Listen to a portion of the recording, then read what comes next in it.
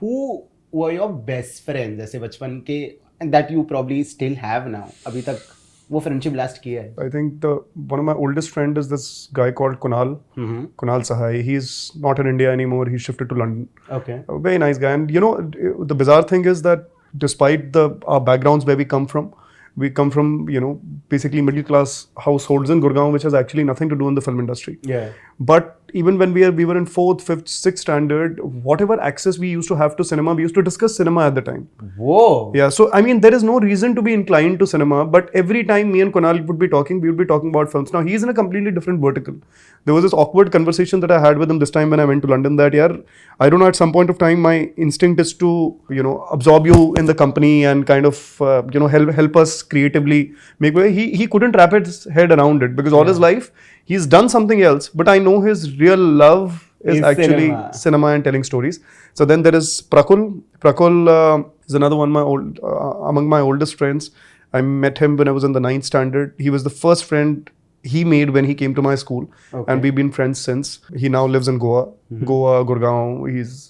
He adapts very well to different the two different G's. Yeah. Then there is Gurpreet, Kaku, I call him. Varun, so many friends. So you have enough a bunch of old friends. There's Danny Shravan, but they are newer in terms of duration, but they have also like family. What is the subject that Ravi was great at?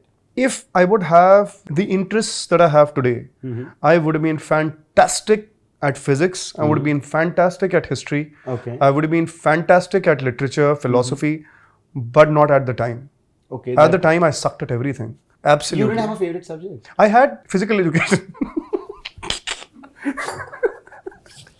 So yeah, dance. This conversation is very hectic, guys. Yeah, dance, music, etc., etc. But I mean, I think it's when you got to do something, you don't do it. And the moment that kind of obligation, it goes out of the window, suddenly you find all your interests literally tidying up on you. It was after school, after my engineering that I started reading books on physics. I started reading books on philosophy, books after books on literature, mythology. It was then that I became a voracious reader, which if I would have been, I think at best I would have become a good student, at best. But then when there is no obligation, that's when it begins to actually kind of seep into your personality. That's true. That's when it kind of becomes a little bit of you. Whenever you're reading about someone, you take a little bit of that essence of that personality, make it yours. Yeah. What did the word sex mean to you when you were 18 years old? I don't know. I think it was a taboo at the time. Yeah, taboo. You couldn't even so much. I mean, it's a normal world, and it's deeply integrated into the human consciousness, so to say. Forget about the human anatomy; it's deeply integrated into the human consciousness. But you couldn't even. There was a time where I think we have really evolved and become more comfortable with many topics right now. But at the time, I don't think we were. Yeah. You couldn't even so much as utter the word. I remember that the first time in the 7th or 8th standard. We were reading about it in one of the chapters in our NCERT book, and that became such a thing in the classroom. And in retrospect, it seems that how distant were we from reality, and were we living in a same cocoon? And these are easy and comfortable conversations to have now. But at the time, they seemed like, even if you would kind of from a very earnest intention, be just kind of, or an inquisitive, this thing would be involved in a conversation, it would just seem wrong. And people who are engaged in the conversation would be incorrect people. Would be looked down on, bad value system, bad upbringing, incorrect moral compass and whatnot. Also, who's Sunny? I'm Sunny. You're Sunny. So your nickname is Sunny? My nickname is Sunny. Okay, and where did that come from? The 80s parents, I don't think they spent too much time on names. So I am Sunny and my younger brother is Money.